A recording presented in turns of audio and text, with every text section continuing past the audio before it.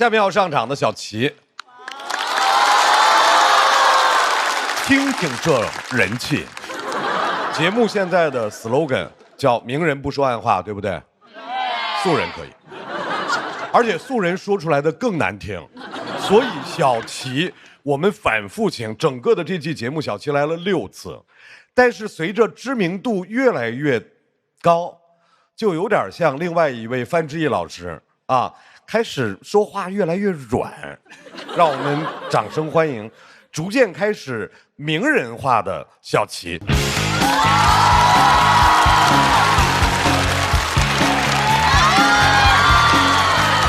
哎，各位好，我是小齐啊，不好意思啊，又来了啊。哎呀，现在谢谢6期了，朋友们，我这6期我感觉我做实了，我没素质。尤其你就看今天这个阵容嘉宾，我感觉就是把各行各业转行到娱乐圈的这些优秀员工全请来了。比如我代表美容美发行业，宝哥村民啊，然后豆哥厨子，再还有健身教练、车间女工。鸡排哥小摊贩，杨迪小丑。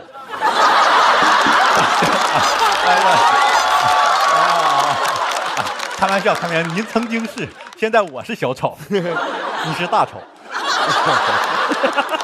我感觉这些人都能整出一个产业链来，你懂吗？就是宝哥养鸡，毛豆杀，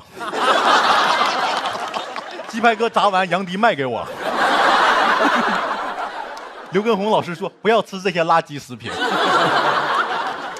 而且今天这还好啊，有早安老师又来 rapper 了。早安呐，我很早就想吐槽你了。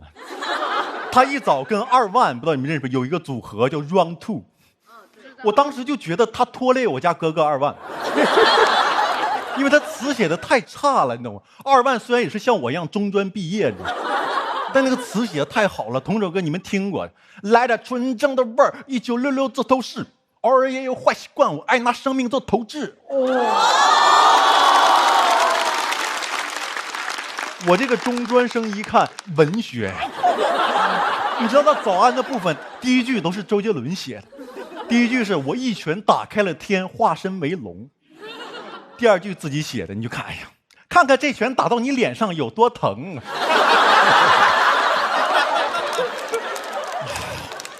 在这么优秀的词后面写这句词，这打的不是你的脸吗？你知道那种感觉吗？前一句听的还是龙拳，后一句我感觉全聋了。就好像我写一首诗是君不见黄河之水天上来，来财。那也不错。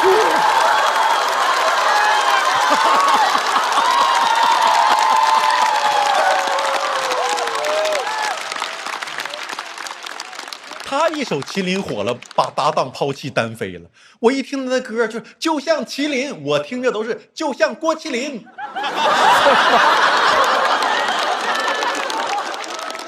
早安老师很不容易，他当时为了火出演过《俺娘甜小草》，真的，他当时很努力，不止一边出演乡村剧，还要一边打线下的那种说唱比赛。怎么讲？他的生活就是晚上地下8英里，白天下地8苞米。很辛苦，真的。但是早安老师就上过学，也就跟别的 rapper 不一样，喜欢炫耀文化。他最开始叫 MC 早，我不知道该不该这么读，还是读 MC 早。早。然后大家问的说为什么叫早，他的答案是什么？因为喜欢鲁迅。鲁迅当时在课桌上刻早的时候，不知道给他起名呢啊。问他为什么喜欢鲁迅，他说一句话，他说因为觉得鲁迅是最厉害的 rapper。 不太敢苟同哥哥啊，因为觉得你把一个大文学家拉到这文化的层次上，鲁迅也会生气的。你怎么不说秦始皇是最好的 rapper？ 跟你多像啊，就喜欢把这些文化人往坑里推啊。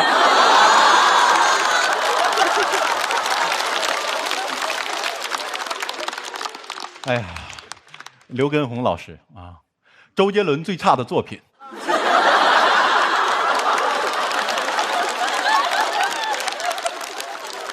但其实跟红哥哥挺苦恼的。他说过，他不想只是成为周杰伦的朋友，他甚至曾经就是不想靠周杰伦做音乐了，所以现在用周杰伦的歌做操。我特别喜欢那个跟红哥哥的直播间，因为在里面啊，听周杰伦的歌免费，甚至那个就是《本草纲目》不火了嘛，火了之后采访的时候说想收周杰伦版权，倒反天罡的啊，反向收版权。那周杰伦向谁收版权？李时珍呢？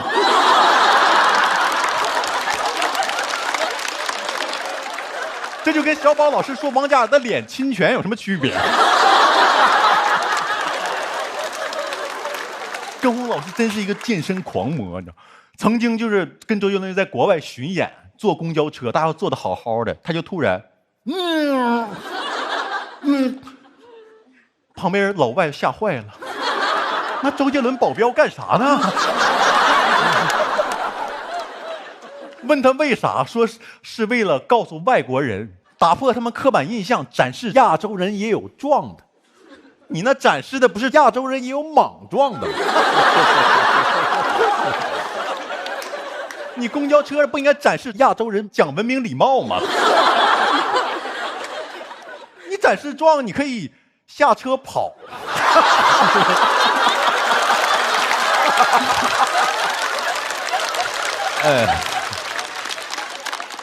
哎呀，还有杨迪老师，很亲切，因为我发现他有很多思维，跟我二舅一样，就是好像轻信那种公众号，真的很怪，你知道吗？从来不用充电宝，因为觉得充电宝里的电是假电。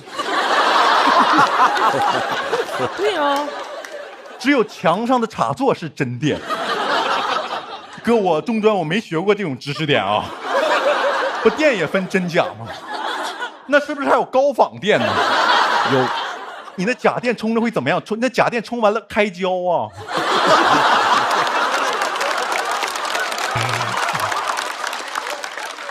来这儿特别担心，就一看这机器人，不知道这么关心电，说这机器人得多耗电呢。不用担心，它耗的这也是假电，它不是真耗电，它是假耗。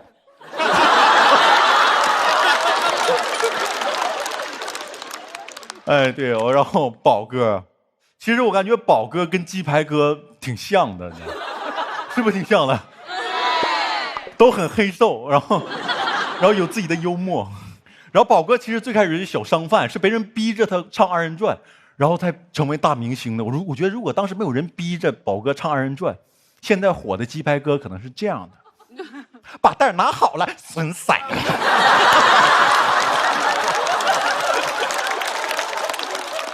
我叫我的顾客不要排队了，可他们非是不听呢。就排队，就排队，就排队。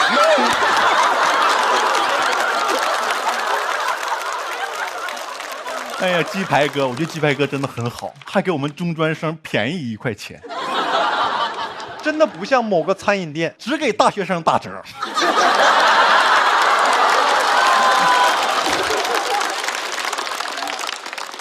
哥，我决定，我今年过生日去你的鸡排摊，我们跟所有的火锅说拜拜。最荒谬的，终于到你那有个机器人。真的，朋友们，我最开始以为他是赞助呢，我以为他是蚝油瓶子呢，后来知道他有劳务，没劳务比我多。你拿劳务，你倒是讲脱口秀啊。你在那儿在，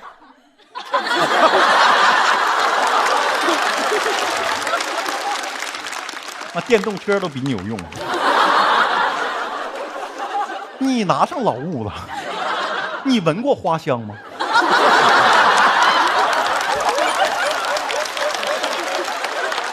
你看过天空的颜色吗？有人爱你，情愿为你去死吗？知道多少演员想坐你这个位置吗？你还拿上劳务了？给你买1等座了吗？你个快递发过来的。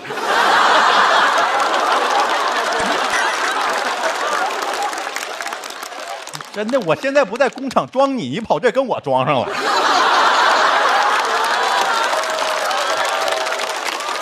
哎，而且他居然有名字，朋友们，他叫罗伯特。你是微博员工啊？罗伯特，这世界怎么了？机器人有名字，而今天鸡排哥。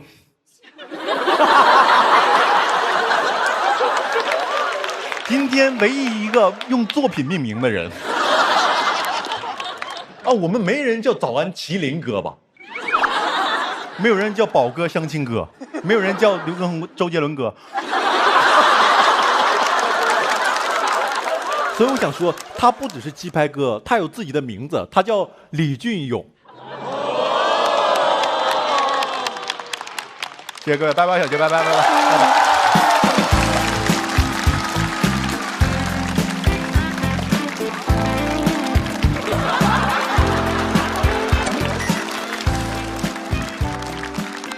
小齐说归说，闹归闹，最后一句话非常打动我，是吧？就是每一个劳动的人都应该有自己的名字。所以，小齐，我要正式的告诉你，让我们谢谢梁志明。梁志明，对，小齐的名字叫梁志明。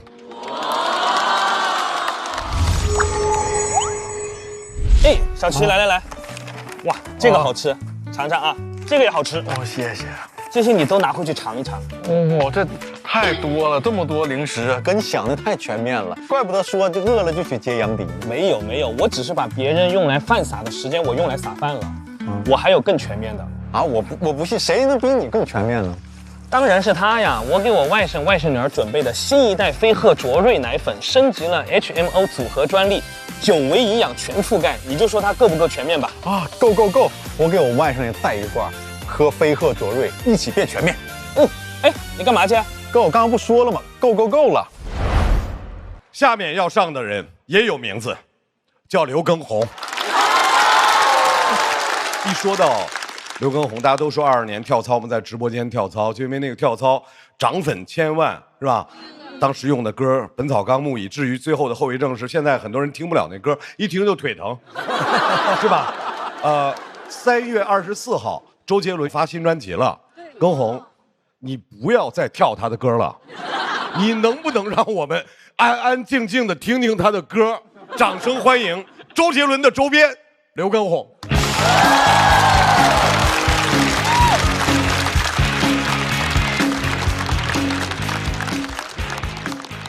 大家好，我是刘畊宏。很少穿这么多跟大家见面。现在，对，脱掉是吧？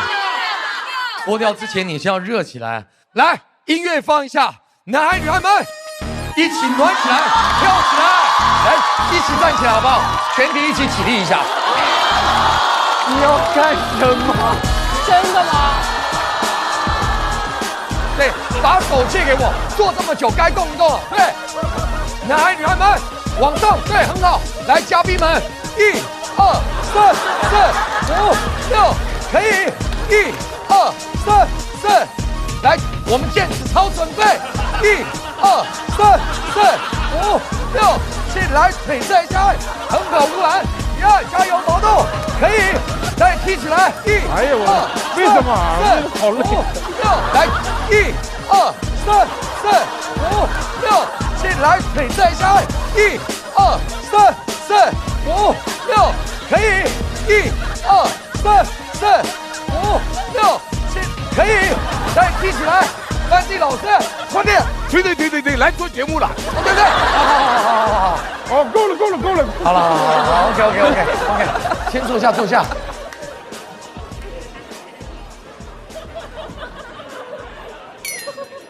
给自己掌声鼓励一下。这时候停下来的时候，这边看到呼兰已经在喘了，然后毛豆已经在擦汗了。如果要解锁完整的跳操动作，欢迎来到我的直播间，好吗？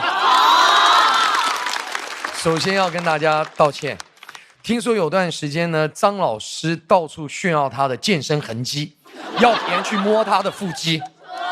对不起，他是我练的，让大家不方便了。不好意思，不好意思。其实我没有想到，我帮他练掉了脂肪肝，也帮他练掉了羞耻心。早安，在座的只有他来过我的直播间，好不好？给他掌声鼓励一下。不来了，不来了，不来了。人非常好，但体力很差。之前呢，我听他的麒麟呢，就认为他的个性应该是谁都不服。那一跳操呢，感觉谁都得服。啊，不服他就不行了。那我老婆呢 ，Vivi 还很贴心跟他说，这个地上是可以躺的哦。那我们其实都很担心啊，害怕呢这个把一个说唱歌手真给跳进了 underground。早知道我当时候应该跳操，不要再放《本草纲目》了，我应该放《算什么男人》。算什么男人？算什么男人？早安，加油 ，OK， 加油，你可以的。我最近呢，听说一件事情，杨迪进入到运动界了，我非常替他感到开心。刚才在后台呢，我还去跟他打了声招呼，发现他真的很敬业，他把斜方都练得很诙谐。他斜方肌哈，这个像可能穿了一下这个垫肩，大家可能没看出来，他斜方肌是从，哎呦呦，从耳朵你看见没有，一直连接到肩膀。他这个呢，整个身体呈流线型，看起来很滑。你是想要练成流线滑子？老奸巨猾。宋小宝老师，再次见到他非常的开心，我很喜欢你的幽默，黑色幽默。其实我都不敢让我的孩子呢多看你的小品，因为他们特别喜欢模仿东北话。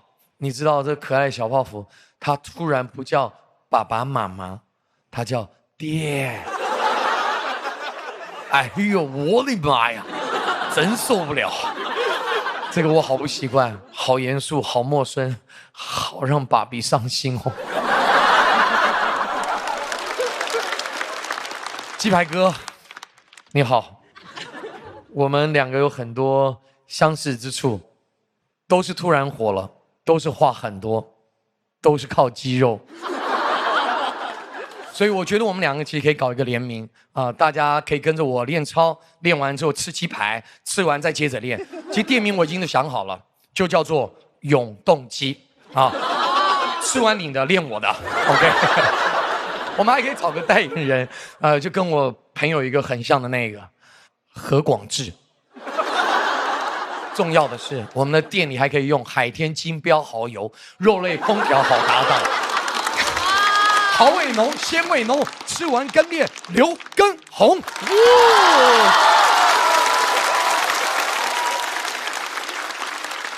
所以其实健身呢，一直是我自己非常热爱的一种生活方式。我也可以说是娱乐圈第一批开始健身的人。在那个时候呢，男艺人大概都是白白瘦瘦的，就像早安一样。所以我练肌肉可以说是非常的叛逆，违背时代的潮流。我出唱片的时候，公司跟我说，你现在这个肌肉绝对不能够再练了。词曲创作人就是要有瘦弱的才有文艺气质。你这看起来吃得很饱哎。你想想看，方文山要是一身肌肉，大家能相信《东风破》是他写的吗？都认为那个东风是他破的。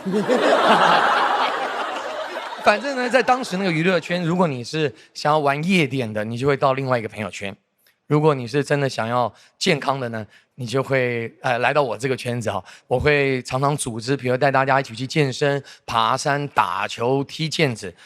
重点是，有时候他们的家属也会一起来，所以我知道很多料。但我都没有说，我是守口如瓶的哈，你们千万不要逼我，因为我是很容易招供的。我进娱乐圈几十年了，主持、演戏、歌唱我都做，但是呢，大家好像觉得不温不火的，没有想到，因为我自己多年的健身爱好，却被大家看到。那既然都说看到了，是不是要看一下？那我就不客气了啊。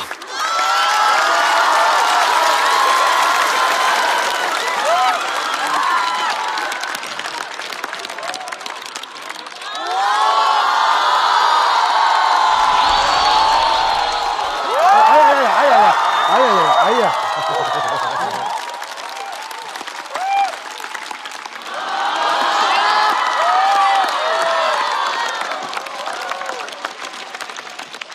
算了，腹肌就算了，我不是张绍刚。今天这个主题啊，是等风来，再乘风起。其实对我来讲，我是真的很有感悟。我最火的时候，我一天就涨1000万的粉丝。当时很多人找我带货，我都拒绝了，因为我当时觉得那个不是流量来了，是责任来了，所以我要更专注的去陪伴大家。现在呢，我的流量掉了，但是我还是保持一个平常心，我没有很伤心，没有，真的没有。毕竟呢，我也不希望大家一直守在手机前嘛。我还是希望大家生活能够回归正轨。那天我老婆听我这么说，她也很感动的跟我讲说，会不会大家还是守在手机前，只是没有守在你的直播间？朋友们，有机会回来看看我，不跟着我跳操也没关系，可以跟着我老婆，她开始带货了，放心，只买不累的 ，OK？ 其实我自己是真的很享受健身，我也很想跟大家分享一下健康的生活方式，因为我觉得啊，这就是我的一个责任。我相信天将降大任于刘畊宏也，必先苦大家心志，劳大家筋骨，防大家宵夜，断周杰伦奶茶。好了，还是那句话，好不好？男女孩们一起健身，跳起来 ，Let's go， yeah！谢谢大家，我是刘畊宏。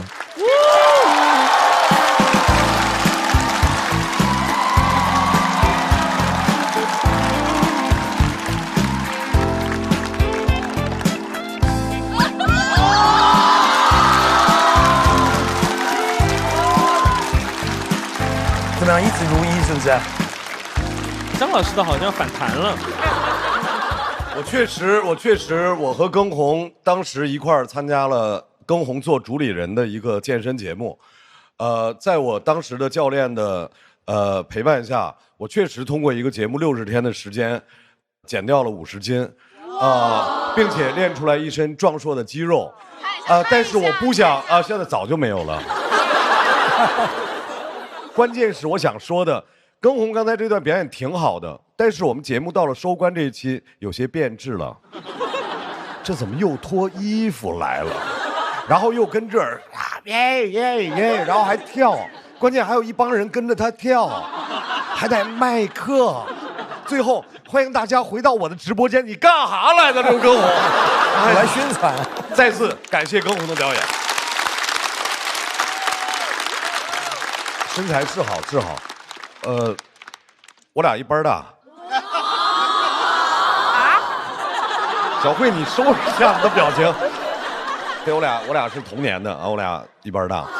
真的？看不出来，就对，因为我是，阳光可爱型的嘛。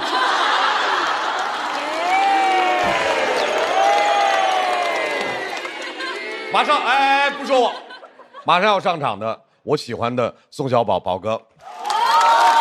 来，我们呼应一下，宋小宝最火的那句“海燕儿啊”。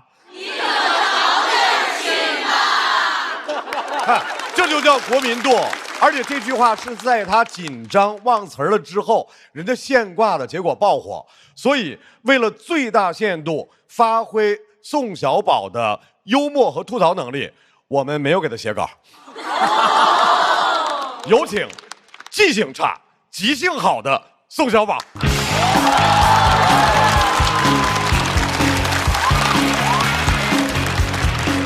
端个水杯上来。好帅啊！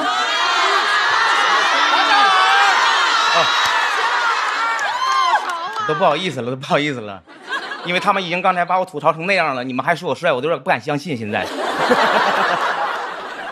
谁说成什么我都不会相信的。我们说是真的，是吧？OK， 你们这么坚持说我帅，那我就信了啊。大家好，我是宋小宝。这个节目呢叫主咖，我一听说这个名叫主咖，我才来的。为啥呢？因为我是咖啡。这个节目叫主咖，听我咖啡来叭叭，给你们逗的笑哈哈，祝你们新的一年发发发啊！先整一个4、6、8句儿。其实呢，宝哥每次上台我都特别开心。其实我小时候也没想到我自己能有今天。其实成名之前，我也干过很多职业，服务行业我也干过，跟鸡排哥比不了。他那小嘴叭叭的，哎呦我的妈！我可没他那胆儿去教育顾客啊！我跟你说实话，他说：“哎呀，吃什么不重要，只要你心情好，吃什么都好吃。”我没他那胆儿。我唯一一次教育顾客，是我义正言辞地跟他说：“大哥，告诉你哦，打人别打脸哦。”我就不信了，你要心情好，说吃什么都好吃。你心情再好，给你俩大嘴巴子，你吃东西还能好吃吗？宝哥是怎么走上这个艺术这条路呢？19岁那年我们村那时候来了一个演出的一个剧团，当时那个团长呢叫焦小龙。他说：“你想跟我学二人转吗？”我当时不愿意跟他学二人转，但是后来也就学了。他就是成了我第一个的过门师傅，叫焦小龙。去年我给他打电话，我说：“师傅，你敢想我有今天吗？”啊，我说我成东北的王嘉尔了。我师傅当时就懵了：“你上一边去，东北王不张作霖吗？”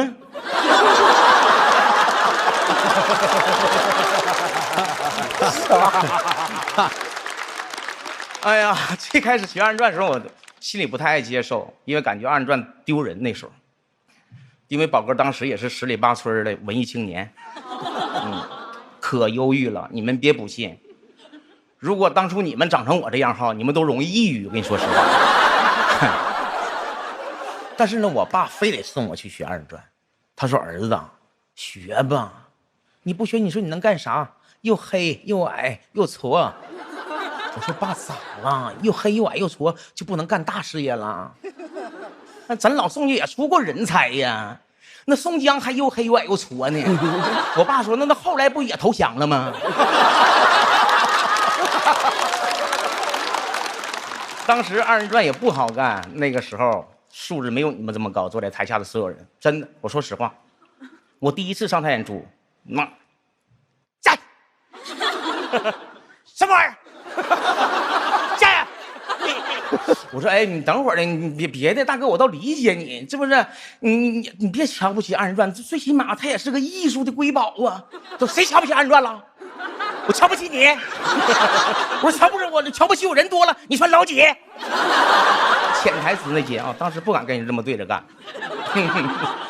其实那个时候成名之前，过得很不如意，兜里头也没啥钱。连2块钱烤地瓜都买不起，于是我就总上那个地瓜摊儿、烤地瓜摊儿去等，就问人家：“哎，哥们儿，有没有烤糊的？卖我一个呗。”给那哥们儿问的直毛愣啊！他哥们儿，你这是真怪哈！专挑跟你一个肤色的吃，是不是？你看龚宏哥今年就50了，人长得多年轻，是吧？肌肉块儿线条。刚才我都很担心你哥全脱了，我特别担心你。真的，我都不担心别的，我就怕鸡排哥一瞅你那时候回起锅烧油了，是吧？就把你搞里头了。上分了。杰伦哥演唱会哈，龚宏哥去了30多场，也真是厉害。作为嘉宾，你看不唱歌，只跳操，他对自己的要求就是迈开腿。我相信杰伦哥对他的要求是管住嘴。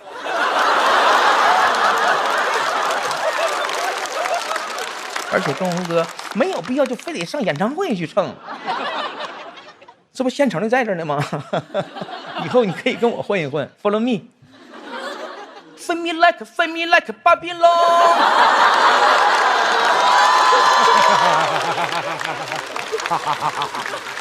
以后你跟我混一混，跟我混一混，对不对？你们别笑啊、你们回去仔细品，你们就会发现，宝哥的舞姿就像优酸乳嚼柠檬似的，一口，哎呦我的妈呀，酸爽；第二口有料，第三口上头了，差点忘了还上了心呐。雪橙版和红心苹果版，边喝边嚼，更上头啦！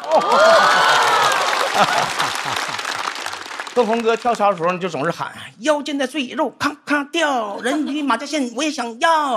你怎么还跟早安学上了呢？哎呦我的妈呀，你也是个 rapper！ 哎呀妈呀 ，rapper！ 听说呼兰也是个 rapper， 他是个 rapper， 那我也是个 rapper。你看啊，哟 check now。主咖就是一场喜剧 party， 这里是小宝 AKA Little Baby BABY， 问我来自哪个厂牌？来自东北6个大舞台。我的 flow 那么早安打败，说唱还得是黑的人来。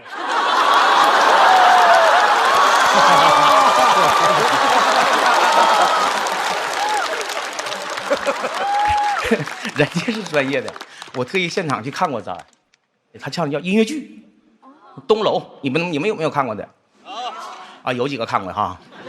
当时我看着都恍惚了，说一会儿唱一会儿，唱一会儿又停，停又唱一会儿，那帮人在台上呼呼啦啦呼啦，我以为俺们东北二人转拉场戏呢。哎呦我的天哪！那当时观众气氛不太热烈，我说实话，但是早安特别卖力气。当时我就想，哎，他那么卖力气，怎么没有大哥往上扔钱扔啤酒呢？那跟我当年不一样，他是只有一口气，一定开天门。我也有一口气，一口吹了6瓶。喝完走道直晃悠啊！早安的声音大，是因为他行得正。那天我声音挺大，但我咋行也行不正。早安，我跟你说实话，就观众这一块啊。我比你看到过的、听到过的、没看到过的、没听到过的、听到过的、没看到过的、没看到过的、又听到、听到过的、没看到那些花里胡哨的加在一起还要顶。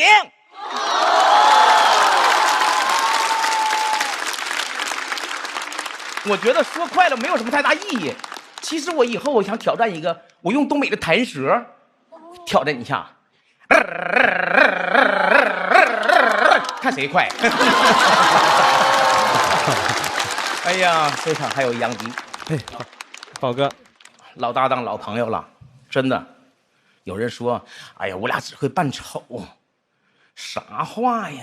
真的？还说杨迪啊，谁红跟谁玩，净扯淡！我这么黑，他不也照样跟我玩吗？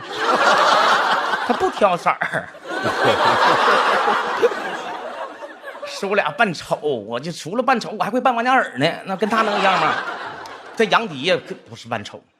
我见杨迪第一面的时候，哎呦，我就马上就有很强烈的危机感。哎呦，你看我这个形象就够招笑的了。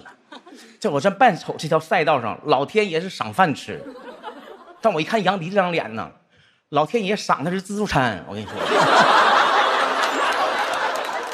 不光撞型了，还撞名了。我是小宝，杨迪是小撒，我是枪主小撒。我是江主小撒，改一改吧。我是江主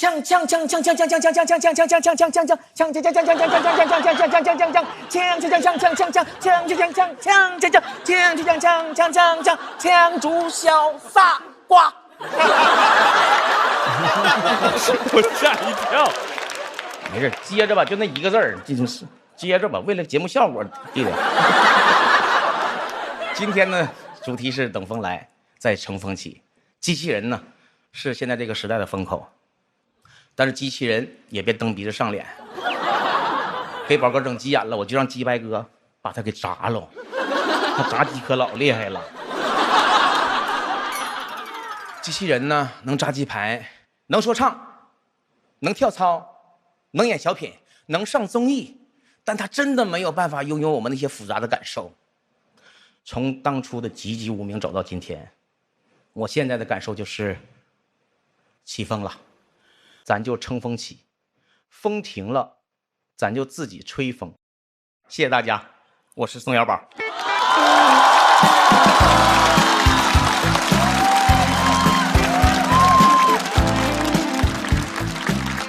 来，再次掌声送给宋小宝。宝哥，你小时候真的是文艺青年？是啊，我觉得是肤色耽误了你，真的。对不起，是我的问题，宝哥，我的问题，我刻板印象了，我肤浅了。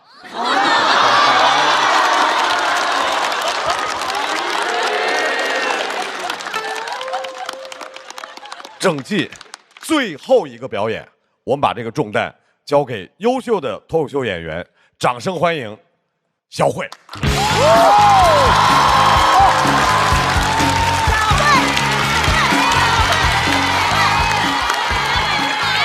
大家好，我是赵小慧。我呢，很不开心参加主咖最后一期录制，因为这节目我一共来了3次，每次都是急活儿，每次都是那种昨天通知今天彩排明天就要录制的，就其他的人都是提前2个月就开始约档期啊，聊内容啊，就给我2天，根本就不给我时间就拉扯一下。我拉扯过一次啊，我说每次急活才找我，拿我当什么人了？第2天我又问老师咱什么时候录制，他们说已经录完了。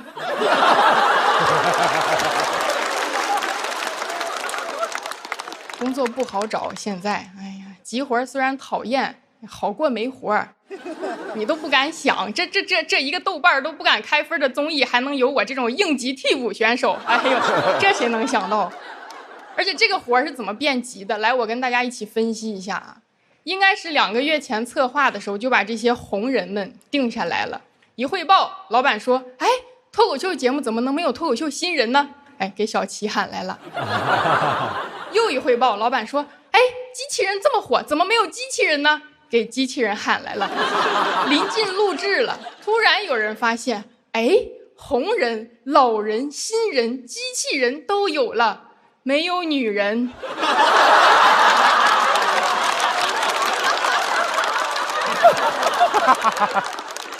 哎，这个我也是刚琢磨明白的，因为找我的时候跟我说这期的主题是乘风，啊，一个浪姐没找来啊。哎，我看了很多观众的评价，他就说我们节目很多嘉宾的稿子啊都差不多啊，没什么特色。那嘉宾你别看这一季来了50多个人，编剧就那么几个，他们都不是写完你的写你的，他们是没写完你的就得赶紧写你的，写完你的你又不来了啊。王老师、李老师、陆老师、陈老师，其他的我就不一一点名了啊。你们还有一篇稿子在我们手上，抽个空来念一下吧。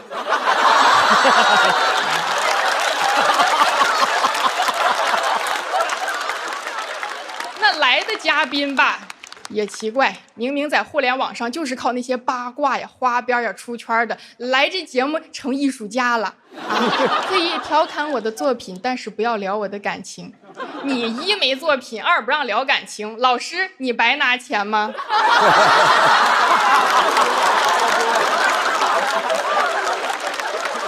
主要是这个节目起的有点高了啊！明人不说暗话，的确一句暗话都没有，说的都是一些场面话。哎，人观众就爱听暗话呀！哎，节目组你们猜一猜，我们是想看一群明星坐在台上对着摄像机聊天，还是想看那种他们在饭局上非正常视角拍摄的聊天呢？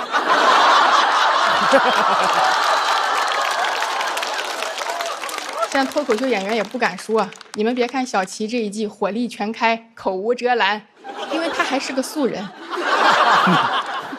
等节目播完，他升咖了以后，你再看吧，他也得在网上云包场支持哥哥姐姐们那些2、3分的电影。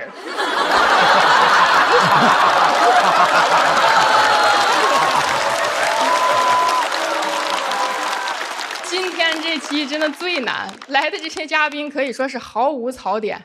啊，鸡排哥刘畊宏，一个怕你吃不好，一个怕你不健康，你还好意思说人家啥啊？哎呀，那早安，名字都这么有礼貌的 rapper， 我也不好太没礼貌。这节目组有点不礼貌啊，根本就没拿你当 rapper。你不知道前面录了一期说唱专场，就没请你。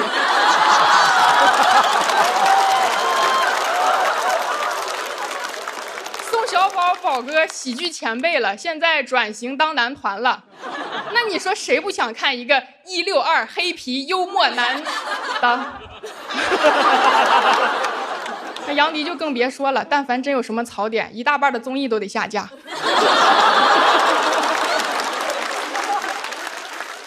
这个节目啊，其实应该感谢张绍刚老师，他就是为脱口秀而生的，槽点多还让说。我在网上看啊，张老师上课没有人选，前2排都是空的，张老师站在第3排开始给后面的同学讲课。你就知道在学校真是没人听他说话，只能来录脱口秀。这200多个人必须听他在这扒扒，没扒完就不让你们走。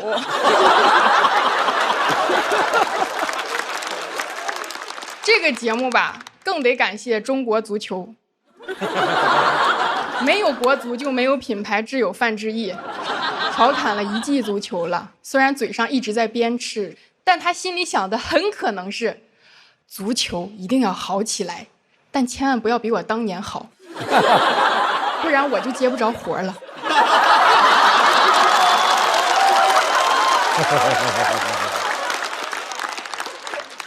好多观众说节目无聊，所以我也想了一个办法，干脆啊就让机器人当观众，反正很多节目的数据本来也是人家机器人做的，你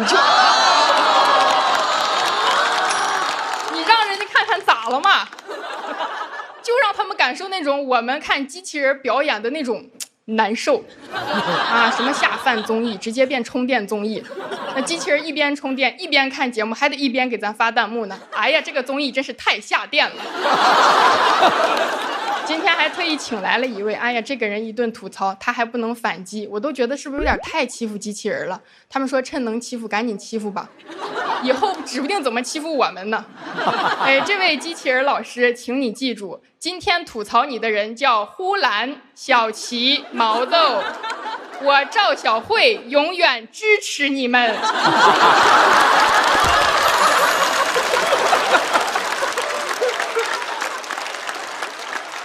有没有感觉出来这一期节目其实啊，大家只敢吐槽机器人和张绍刚，但是很快也不敢吐槽机器人了，因为人家发展越来越快了。可是张老师会越来越老，也越来越好欺负。谢谢张老师，我赵小慧永远欺负你。谢谢大家，我收工了。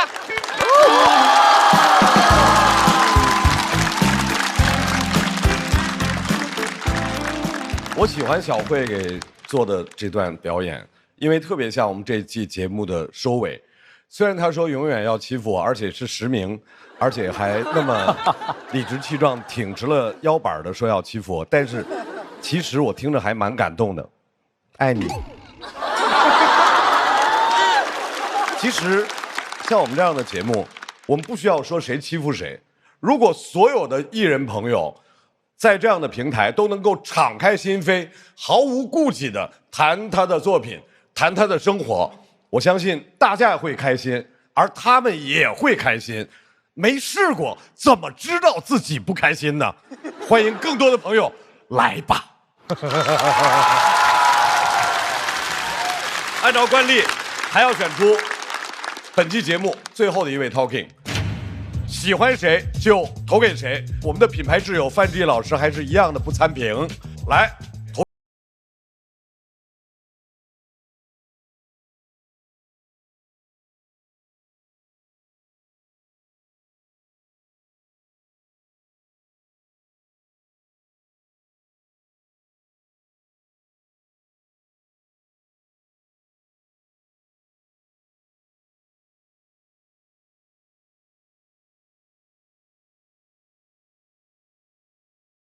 究竟本场谁会获得 Talking？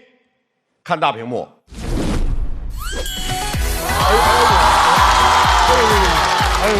谢谢何老师啊，不好意思，不好意思。海天蚝油，鲜蚝，Tao King 真材实料，恭喜毛豆获得本场 Tao King， 也请豪豪为 Tao King 颁奖。你好，他能看着我，他眼睛哪了？你来我来拿。我在这儿抱一下，我要抱一下，咱俩可抱。好了，别给你蚝油挤出来了。谢谢豪豪，来 Tao King 感言。哎呦，我先替节目组感谢一下张绍刚老师，他非常不容易。张绍刚老师真的，我从第一次看吐槽我就记得有个弹幕要众筹打张老师。这么多年了，不知道他得找多少人打你，非常不容易，非常感谢老师给很多槽点，包括很多老师。什么叫我给很多？重说非常感谢这个接近完美的人。然后是我也是第一次录这个，我很紧张。那谢谢大家，谢谢大家，大哥，再次感谢毛豆。我们今天呢，既然是本季的最后一期，所以除了 Tao King，我们还要特别感谢豪豪在这季的付出，不仅给我们送来了节目，还为我们送来了10次的奖杯。恭喜豪豪获得主咖蚝油奖，让我们欢迎本场唯一的大王呼兰来为豪豪颁发这个奖项。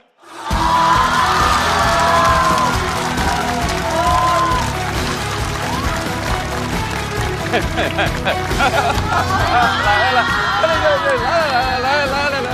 好，辛苦了。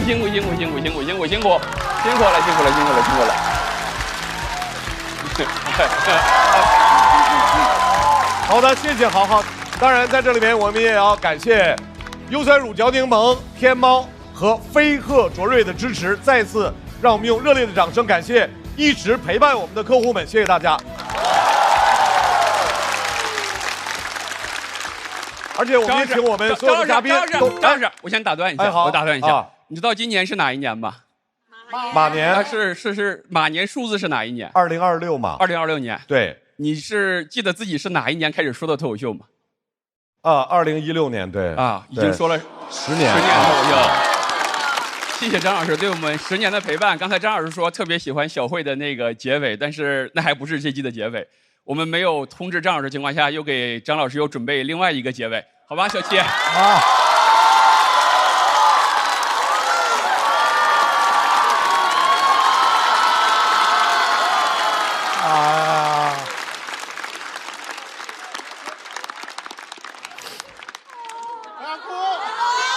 不会。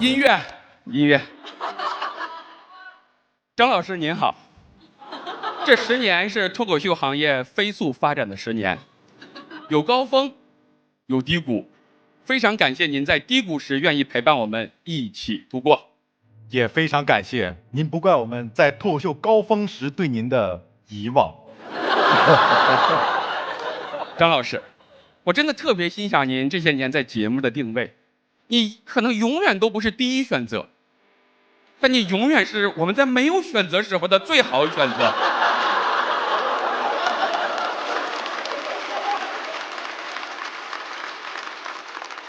在考虑主持人人选的时候，我们总会加一句：实在不行，我们可以找张绍刚。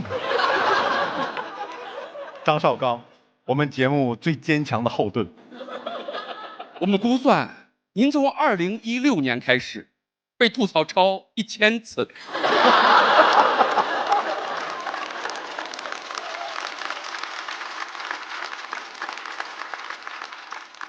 就本期节目您被提及的次数来看，其实您才是真正的主咖。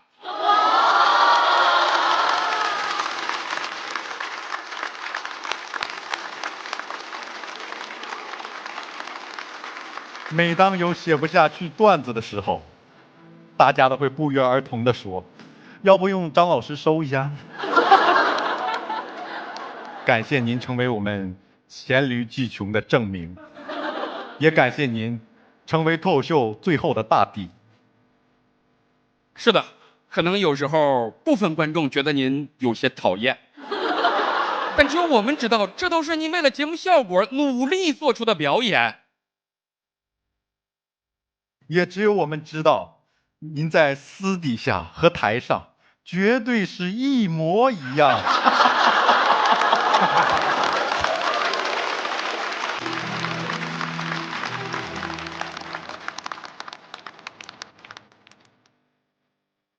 时间很长，我们共同见证了您年岁从43变成了53。10年又很短，你好像第一次见面起就一直是那白白胖胖的样子。下一个10年，我们也一定要继续见面。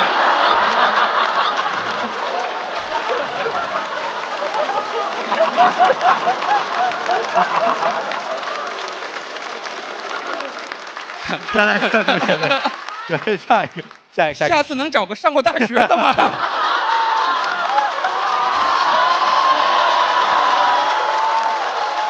有阅读障碍，从来不用计时器。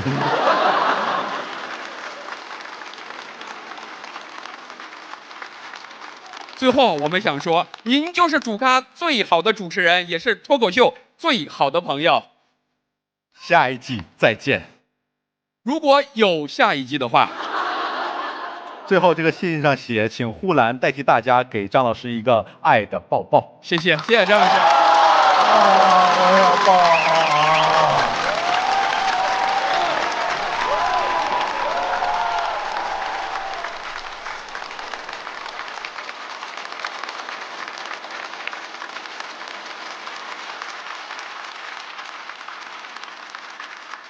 再次感谢，再次感谢。有请吐槽队长张绍刚。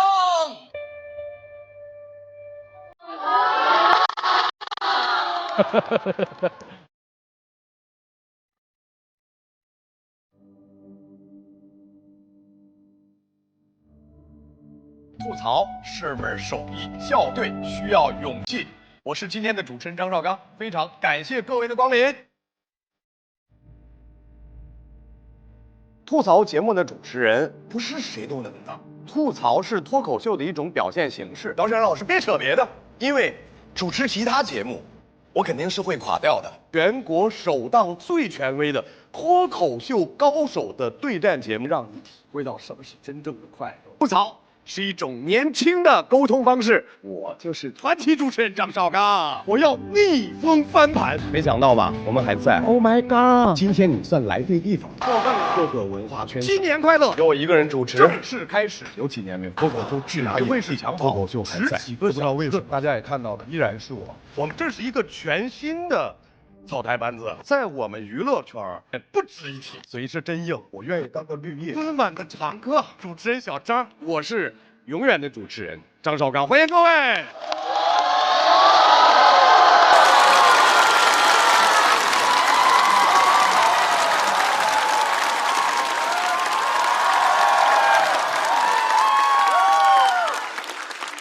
再次感谢，再次感谢。很意外，因为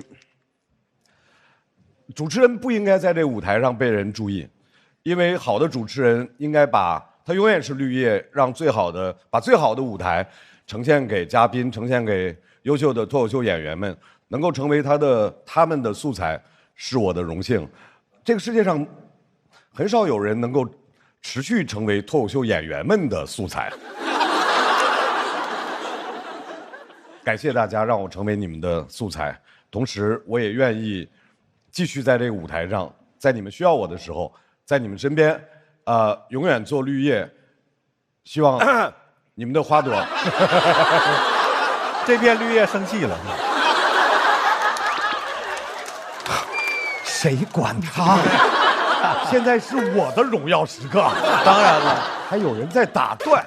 既然已经打断成这样了，来。请我们所有的嘉宾稍等一下，稍等一下，张老师，我们请小齐为张老师颁发脱口秀金话筒奖。来哦！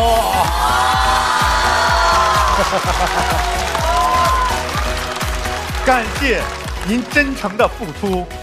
上面写到了张绍刚，我跟你说，金话筒奖。第一是要谢谢小齐，第二，你们真的是个脱口秀节目，知道我拿不了真正的金话筒，就给我发个脱口秀金话筒。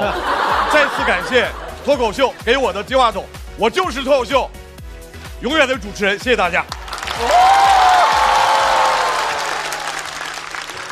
同时，我们也请我们本季最后一期的所有嘉宾来到台上。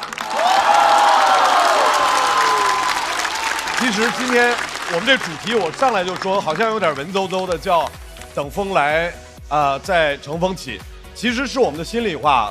生活当中每个人都有一个时间节点，因为主观或者客观的原因，你可能在蛰伏、在蓄力，等待一个即将到来的机会。也许你刚好在等风来，但记得永远要相信自己，随时做好准备。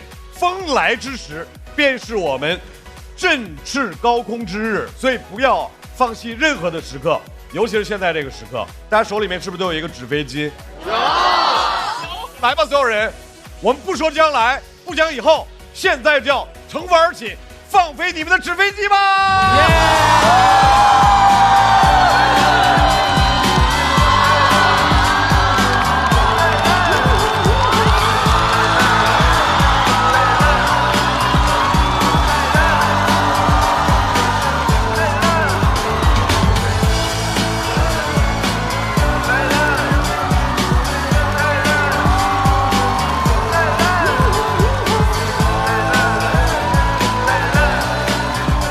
感谢所有观众朋友这一期的陪伴，非常感谢大家陪我们一路走过了17，感谢所有来过我们的嘉宾。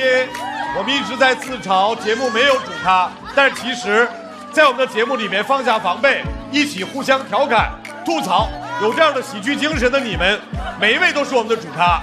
同时也要感谢所有还没有来到我们节目的嘉宾，我们会一直请你们，一直呼唤你们，直到你们来为止。这怎么还有人扒拉人？如果你们愿意，我们节目才有第2季的机会。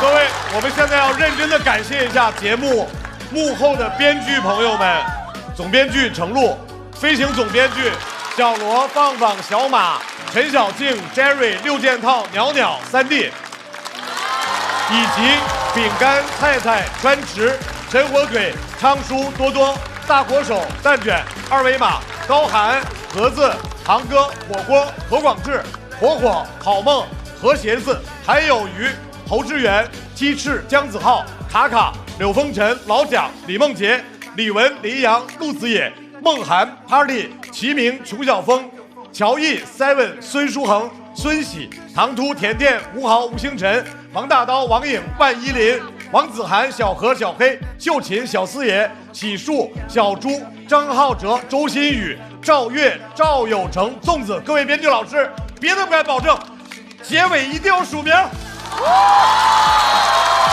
还想看到哪些狠角色来到主咖和的朋友们，关注效果公众号小程序许愿，可能他们还有来的机会，并且还有更多的演出等着大家。场上没吐完，后台更精彩，别走开，后面有彩蛋。各位观众朋友，再次感谢各位，有可能的话，我们下季再见。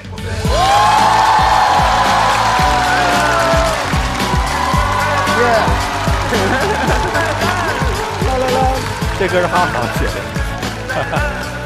这比那哪那个沉好多呀！这啥的呀？这铁的呀？感觉是铁的。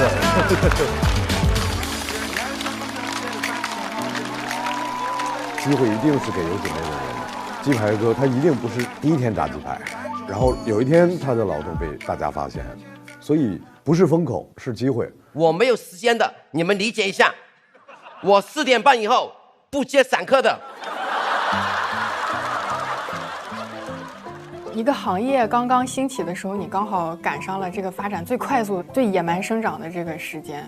乘风而起，就是前提是你还是有一定能起飞的功力才行。风怎么说呢？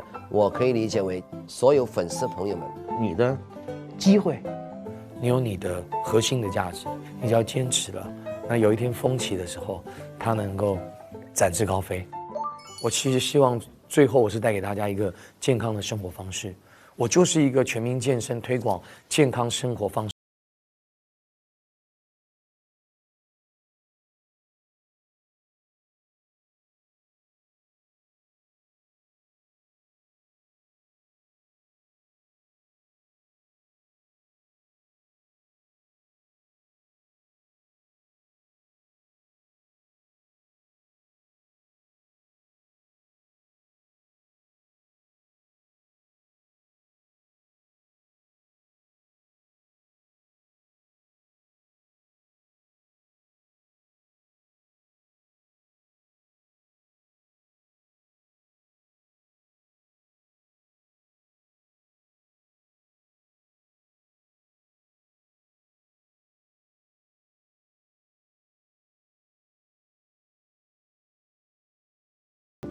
嘴角向上扬，是一件很伟大的事业，加油！我觉得这个世界需要更多的爱，在节目的里面，如果你得到很多的欢乐，也希望你能把欢乐分享给众人。就我们继续讲出来各种各样的好玩的新的这种喜剧形式，反正逗你们开心是我们工作目的。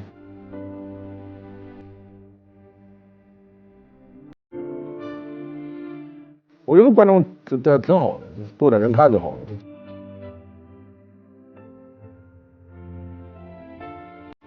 谢谢这个节目敢找我，然后感谢所有的被我吐槽过的嘉宾。祝福我们所有的朋友们马年吉祥，马到成功，马上暴富，一马当先。祝愿我们的节目越办越好，风风火火。这一季坚守在屏幕前的观众朋友们，确实辛苦你们了。感谢你们，感谢你们，非常感谢。下一季我没啥展望，让节目组自己展望吧。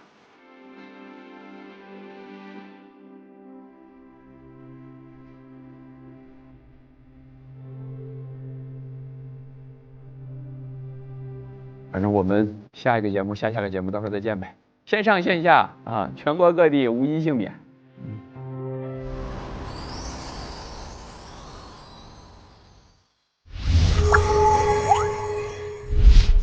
你知道你今天是主持人对吧？哦，我是主持人是吧？对，你先啊，那行吧。坐哪儿？坐这边。好嘞，来过。我之前主持过一回苏醒那回，范老师就是柠檬也能嚼。哎，小七说啥呢？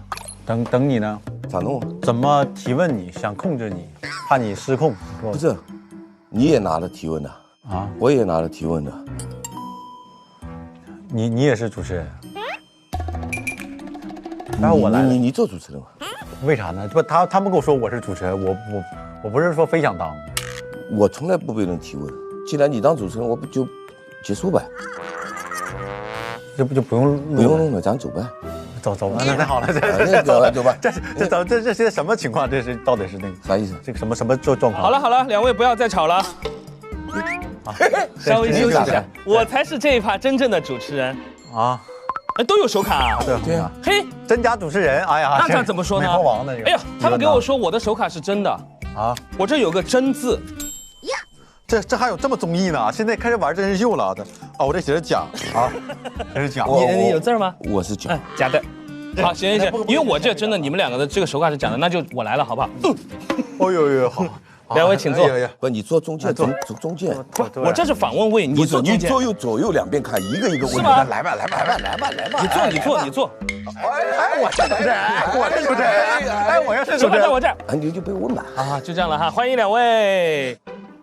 柠檬也能嚼着喝，只要3口就上头。欢迎来到优酸乳嚼柠檬带来的。那么问题来了啊，因为我是这个环节的嘴替，我是这个环节真正的主持人，就有很多问题要问你们。有些是网友想问的，又是节目组想问的。是哦，你的词儿都背下来了是吧？绝对不是我想问的，对，因为我对你们两位并不好奇，看得出来。主要是节目组和网友有很多问题想要问你们，所以就帮我们解答一下，好不好？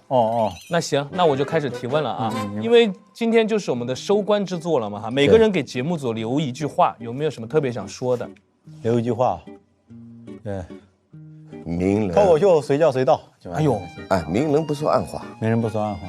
啊，我其实还愿意讲，要官方一点，真想讲，我还挺想感谢节目组，就是，我就觉得真敢播哈，对，不知道，对，真敢播，也不拦我，愿意找我，然后就是我感觉有点互相这个帮助的一个意思。我觉得小七值得被捧，值得被捧，就每一期他这个表演是很自然，对，他也很客气。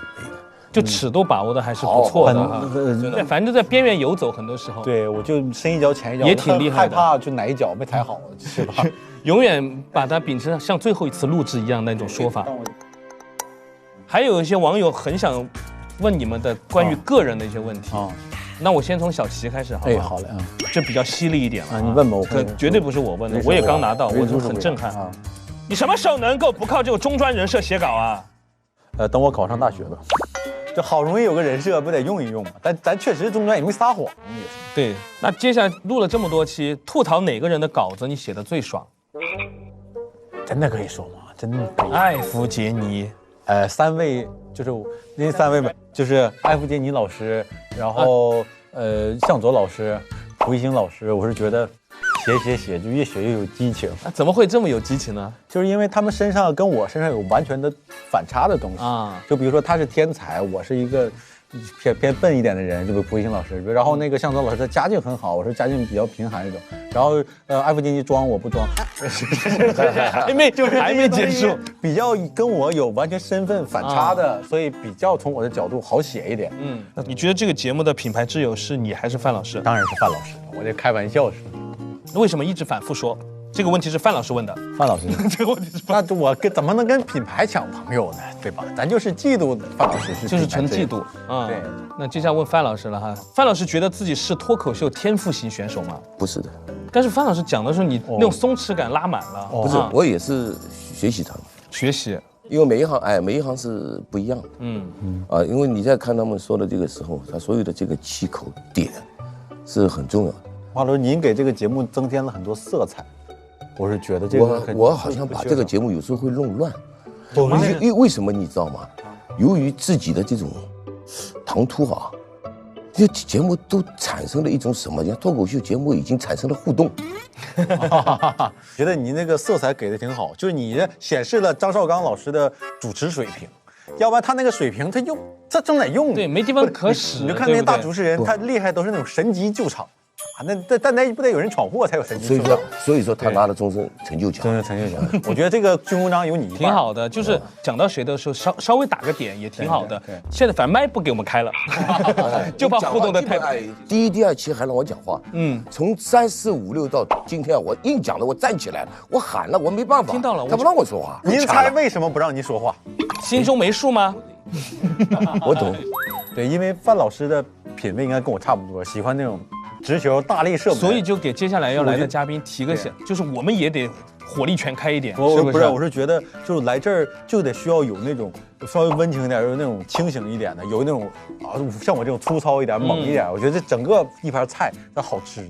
我觉得如果全是我这种没素质的，这个节目很快就会完掉。我是觉得就是，主要是我占便宜，因为我是。就跟足球似的，我是最后大力射门那个，但前面好多人什么盘带、什么抢球啥的，什么防守啥那些都人做好了。我有一射门，可能镜头就在我这儿了。战术需求，对我只是适合射门而已，但不是这个球队的灵魂，不一定是我。反正，在品牌挚友心中，你就是那个主咖，是有你才成立啊！我的心地很好，你跟着挚友走就行了。好，挺好。因为范老师整季是我们的品牌挚友，如果第2季再邀请您还想当什么？我想当导演，就是干活，因为毕竟53个嘉宾嘛，来来回这个吐槽，我就觉得很多时候，不是对每一个人有这样一些看法，只不过是这个一个节目通过这样一种脱口秀的形式，把曾经过去发生的一些事情，通过一个点来介绍。那最后了，有没有什么特别想给我们的观众朋友说的？可以说一说。一切都好，身体最重要。感谢你们，我会继续努力的。我也谢谢观众朋友对搞笑朋友的包容，因为就是每个发自内心想让你们笑的人都不会存在坏心眼的，所以说看我们节目就是带着开心来，也含着笑意去，这是最好的一个安排。谢谢你们，拜拜，拜拜，拜拜。老说我为了搞笑刻意扮丑，我枪足小帅还需要刻意吗？哎，优酸乳嚼柠檬，哇，这味道可以啊！优酸乳嚼柠檬，真实果皮果肉，嚼不够，只要3口就好喝到上头。新出的雪橙版和红心苹果版，好喝又好嚼，根本停不下来。我嚼着行，你也试试。豪门正统在海天，原汁豪肉熬出鲜，感谢鲜豪鲜熬。真材实料的海天蚝油冠名播出，怎么喝都好嚼，怎么嚼都好喝。感谢柠檬也能嚼着喝，只要3口就上头的优酸乳嚼柠檬联合赞助播出，这么全面，这么营养，非鹤专为宝宝着想。感谢重磅升级、营养更全面的新一代飞鹤卓瑞奶粉赞助播出。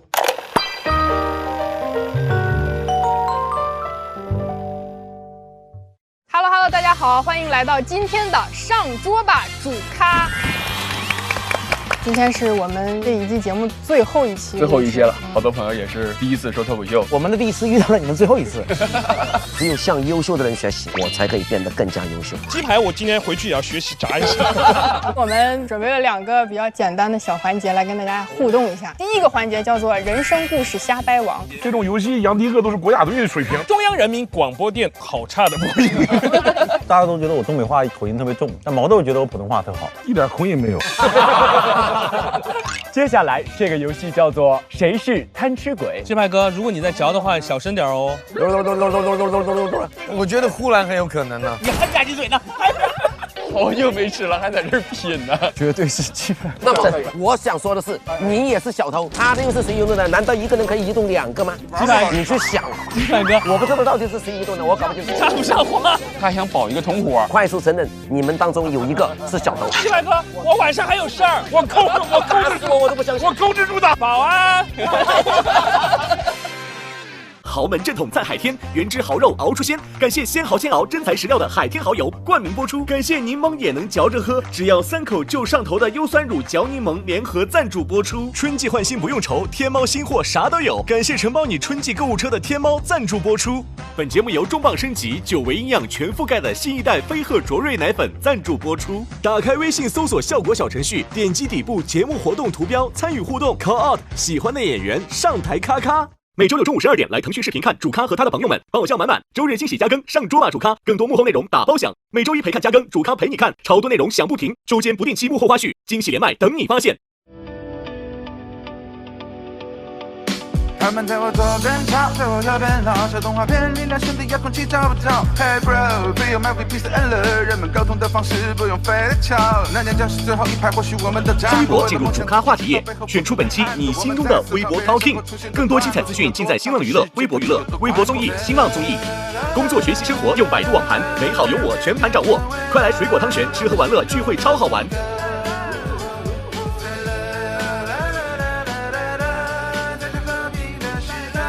感谢独家社交媒体平台微博对本节目的大力支持，感谢首席合作媒体新浪娱乐、微博娱乐、微博综艺、新浪综艺对本节目的大力支持，感谢合作伙伴新浪新闻、立立成传媒、讯飞输入法、知乎、鱼库对本节目的大力支持。讲个段子让你笑，心里的词汇变小。我们不一样的门票比较，突然热血流在了不同频道，用真诚换来理智的拥抱，用沟通打破去心里的桥。啦啦啦啦啦。